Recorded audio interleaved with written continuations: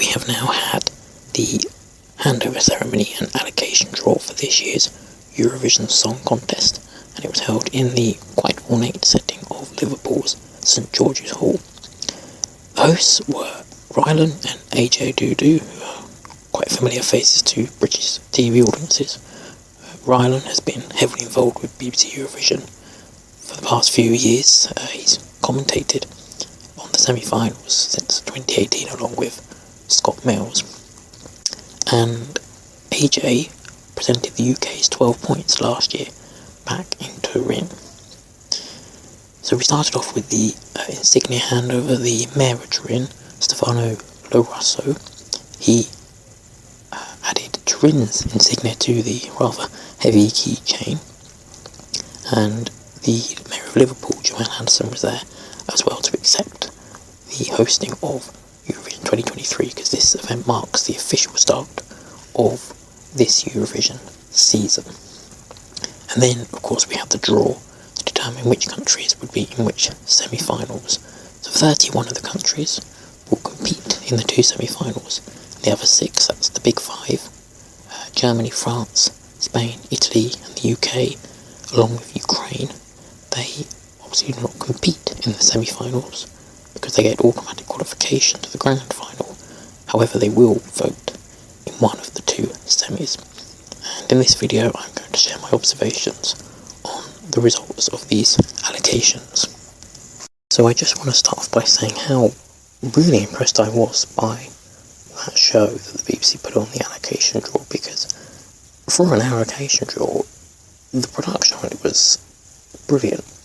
You know, normally it's a very formal, cut and dried affair, but this, I mean, it was in a prime time slot, and it looked like and felt like a prime time show, and it went along at such a pace. I really didn't think they'd get it done in half an hour, but they really did. I was very surprised by how brilliant and how quick it went. Ryan and AJ, they were great. They had a good chemistry. They were very professional, and I liked how Ryan was just chucking bits of Eurovision trivia out there as well. You know, his super fans coming through. And the videos that they had, they were really nice. The ones sort of about Ukraine and Timor and I can't remember his name, but the Strictly Pro. I didn't actually know he was from Ukraine, so yeah, it was nice to have that. And then the little video as well that was written by Frank Cottrell voice, that was nice there, just sort of talking about Liverpool. So moving on to the draw then, starting with semi-final 1. This definitely appears to be the stronger one of the two. You've got some big hitters in there like Serbia, Norway, Sweden, Israel, Netherlands and Finland. And you could potentially argue Czech Republic this year as well, particularly if they send Vesna, which is quite a fan favourite. Countries like Ireland, Croatia, Portugal, Latvia, Malta, possibly Azerbaijan, could be a little bit worried about them. We'll have to see how things go for them. I say particularly for Ireland, because there's no UK voting in this semi.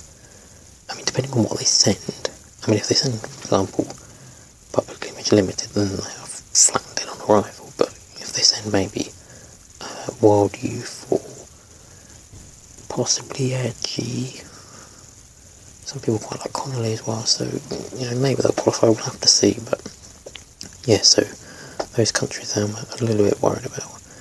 A little one on Latvia though, I spotted. They are second in this particular table, but they were also second in the table from last year's allocation draw, and obviously ended up second in the running order as well. So let's hope that doesn't happen again this year, but they end up second in the running order, because that wouldn't go well for them.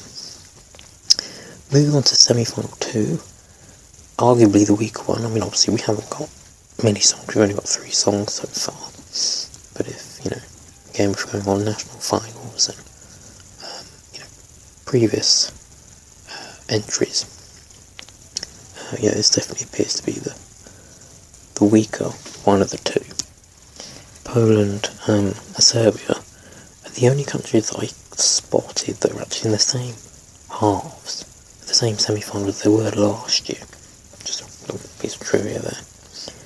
I suppose the advantage for this one being weaker is that it means that it will be easier for them to qualify, particularly basically as there's one less country in this one than there is in the other one. So, you know, we're looking at countries here like Denmark, Belgium, Iceland, Albania, Lithuania, San Marino, Slovenia, Georgia and Poland, particularly. And again, we don't have most of those songs, but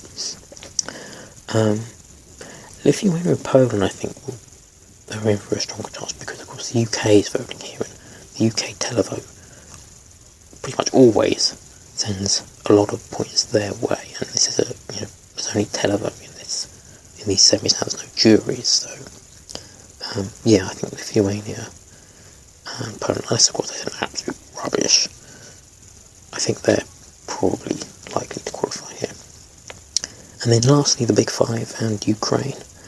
The only thing I've really got to say about this is that I noticed that obviously France, Germany, Italy voting in semi-1, Spain, Ukraine, UK voting in semi-2, and of course semi-final 1 is the first half of the Big Five alphabetically, semi-final 2 is the second half alphabetically, so it's nice and easy to remember who's in which.